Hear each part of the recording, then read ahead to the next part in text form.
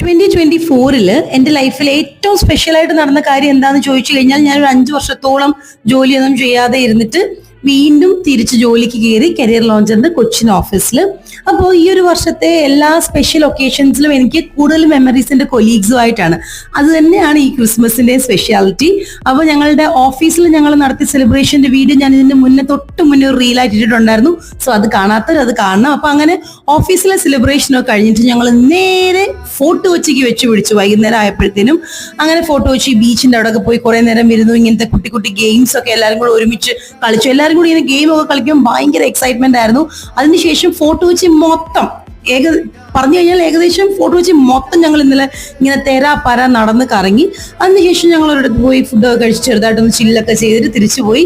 എന്തൊക്കെ പറഞ്ഞാലും ക്രിസ്മസ് 2024 എനിക്ക് ഭയങ്കര സ്പെഷ്യലാണ്.